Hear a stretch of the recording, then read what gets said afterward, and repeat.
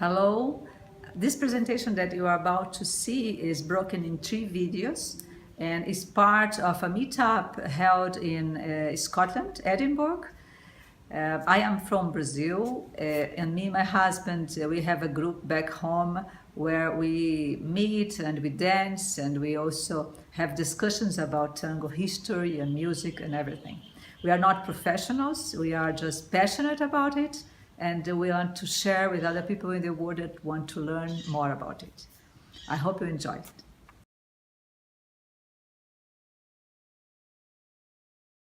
This is very old for you that I use it to those buildings.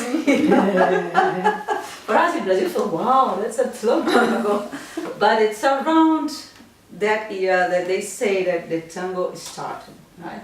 And it started here between Uruguay and Argentina, what's today between Uruguay and Argentina, right? There is a big river, the Rio da Plata, and that's why between Uruguay and Argentina that the whole thing is started.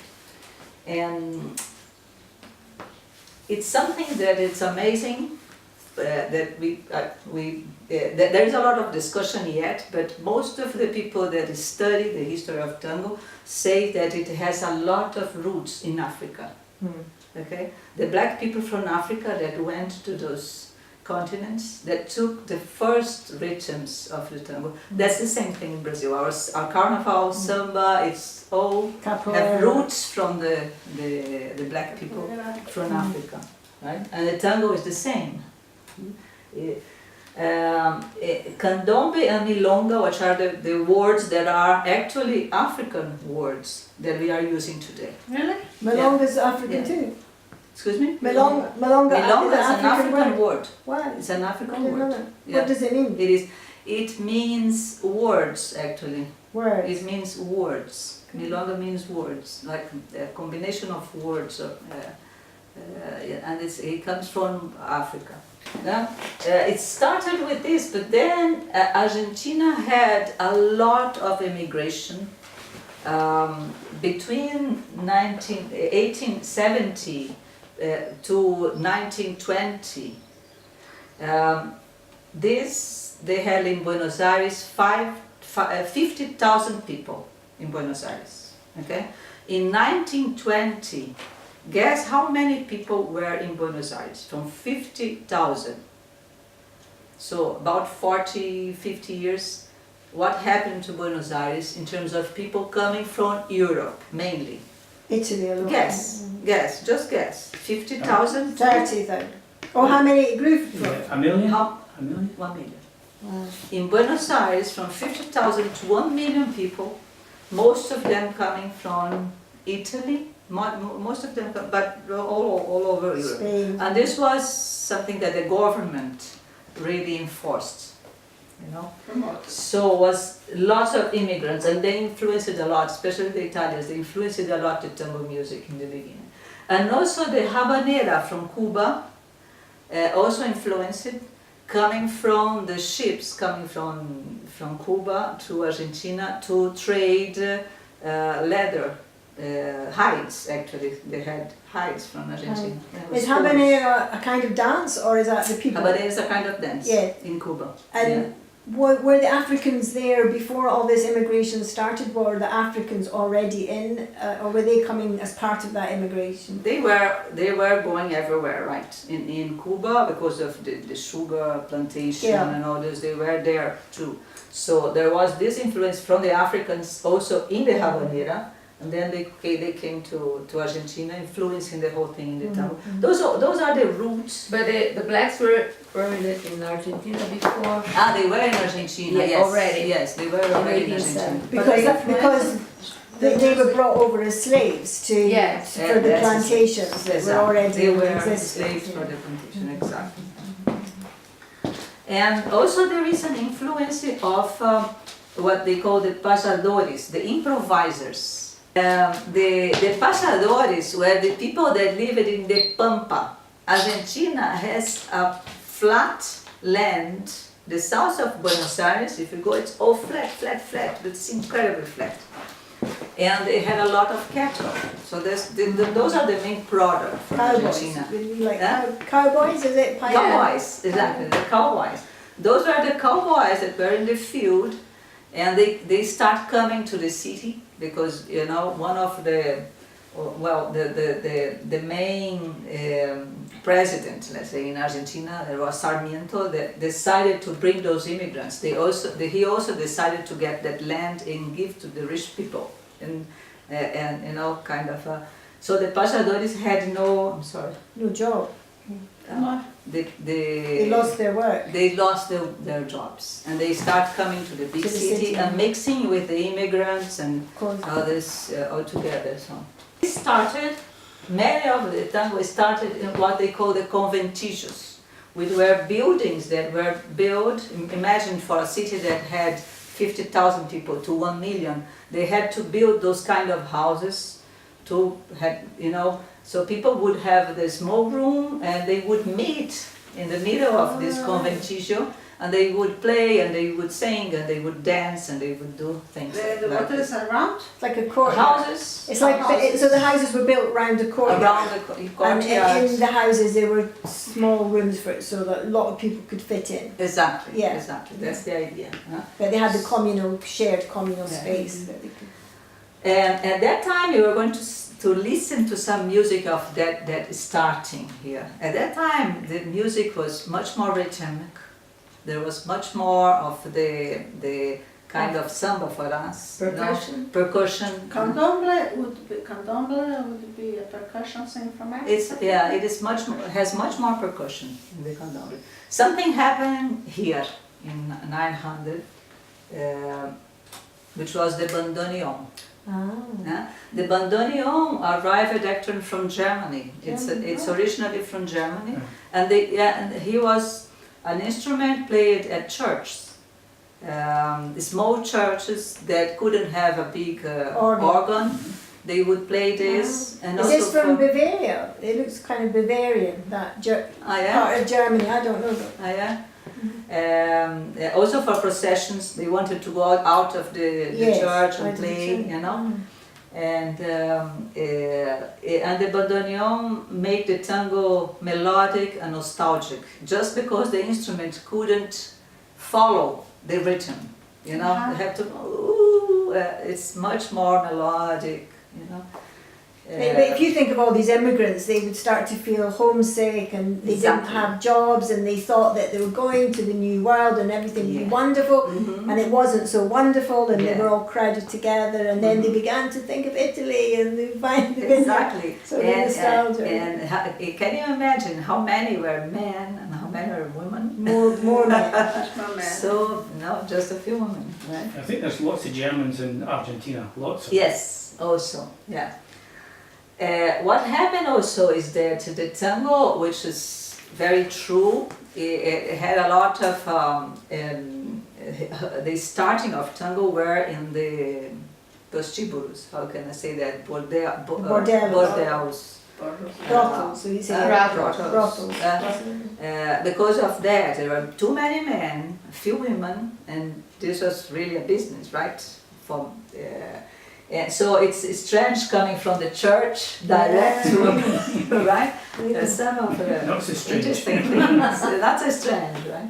Is that 1910? This is a bordello? brodel, but already rich, because the country started to get really rich, and at that time Argentina was considered one like a developed country, like the countries here in Europe. Many of the countries here, it was very, very rich because of the trade of hides, and also the plantations of corn and meat as well. Meat and corn and wheat. They still have a lot there. And from that time, the niño bien are the rich people, the young people, rich. No? Okay. the children of yeah. the people, the rich We people. would call them rich kids, wouldn't we? The rich kids, The rich we call kids, them yeah. Niño Bien. They start to bring tango to Paris. They took it back to Paris. Because at that time Yeah, tango was yeah. considered very like low class. Yeah, you know? Anybody that has a little bit of money, they would say, "Oh no, you can't actually dance that because it's from the Yeah, of course, it's from the really bordellos, low yeah. class, right? Yeah. From these people." But then those guys that listen to tango here, they come dancing here, and some say that they were actually, when they start dancing, they were trying to copy the black people dancing, you know? The black people would do to dance, and the white guys here, they were trying to make fun of them and start dancing like them. Some of the histories say that it started like that, the dancing. Yeah, but it's no And they different bring today to because they Paris. copy the exact same today. As the white kids want to dance like the black people. It's the exact same, it doesn't It's change. like this. Doesn't change. Yeah, that's true, because they do it very well, right? Yeah. They do well. When they bring to Paris, it's a fever of tango in Paris in 1920s. It's the café tango, there is this name, café, the champagne tango. You go to a café, there is a café tango, then you go later to dance in a champagne tango. The tango color also started in Paris. So it was a big fever of tango in Paris at that What time. would be the tango color? Hmm? It's the kind of red that we see the Called tango color. but all this developed in Paris, and it comes back to Argentina like a very nice thing, you know. Kind of sanitized. Yeah, it's sanitized. Yeah, they little bit. changed it. They also changed it. They've gentrified it, that's They, what they they've changed the dance, They've the gentrified dance to be more like Glamorized. elegant. They glamorize it. Yeah, because I think before the tango, the Niño Bien brought the tango to Paris, even to dance the waltz, I think was considered a little bit risque in polite circles. You know, like there was because I like to read all these books set around that period, and you know the mothers wouldn't let their daughters dance the waltz, and then gradually that was introduced, the waltz, and it was okay. But that was quite a big step for you know society, polite society, and it was around. Just as the waltz got accepted, then as I understand it, then the tango, and that became a little bit, even a bit more daring than just That's like true. the waltz. That's true. Yeah. So maybe society was ready to ready put the for barriers that. down. a Maybe little. Paris was ready, right? Yeah. Paris was ready. England was not. No. England was not. They were still like that. Yeah, They didn't want exactly. to touch each other. Yeah. But Paris was ready. But from Paris it goes all over the world. So we listen we see a lot of Japanese in the tango. They are champions in the tango. In Japan there is a lot of tango. And one story that I heard is that the son of an emperor, and I think it was around that date here, his son had a health problem, and he went to Paris to be treated, and then he met tango in Paris, and he was in love with tango, and he was cured, and he brought to Japan in the high class of Japan at that time. Up in the upper echelons. And it's have you heard about that too? No, I'm just seeing the picture. Yeah, seeing the picture. So maybe that's a reason it's all over the world. So it started I here. always found it strange there's such a large population of Brazilians in Japan. And I thought, well, what caused that? So maybe that's why it happened. Oh, but Brazilians we don't have tango. They didn't bring the tango, it was the Argentinians. Yes. No, but I'm just, alright, I see, I'm just wondering why there was, yeah, okay. Why? Yeah. Because there was a large migration of Japanese to Brazil. Yeah, there is. Alright, so they've gone the other way. Yeah, but Brazil has a little, not much tango at all. I think you have more tango here in Edinburgh than we have in maybe in São Paulo, right? Or Edinburgh's certainly for sure. Edinburgh's got a very strong tango scene. Yeah. It has for many Yeah, years. And yeah. I think that's partly mainly due to Ricardo and Jenny and Ricardo. Yeah, it is. Well, and then from this start the sophistication of tango. So the music starts to get sophisticated because the musicians can start to really make more money with the tango. And so they go to more like fancy places, and around that time, they say that's the division of the Guarda Vieja and the Guarda Nueva. It's a big change. We're going to see that later. Julio de Caro is the guy that actually his birthday is the same birthday of Carlos Gardel, which is famous. It's the same birthday date, and they say that's the day of the tango. It's December 11th. The day of the tango. The day of the tango worldwide is the day that this guy was born and Carlos Gardel was born too. Because there was a big change here. The tango that we listen today, that's much more sophisticated, started here.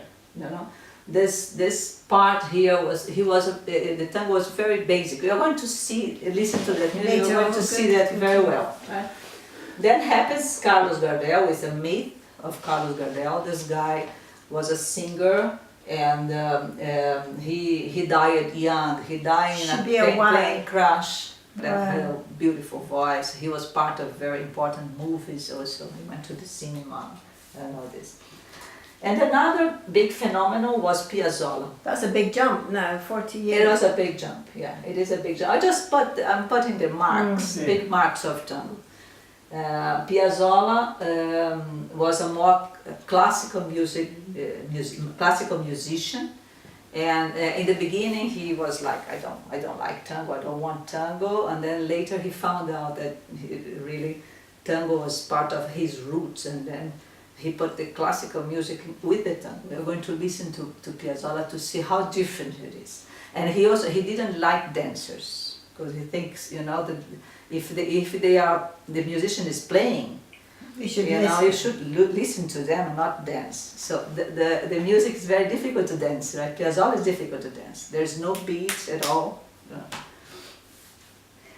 And in 2009, the tango is considered the cultural immaterial patrimonial heritage by UNESCO of the humanity. So it's something that's really not from Argentina anymore.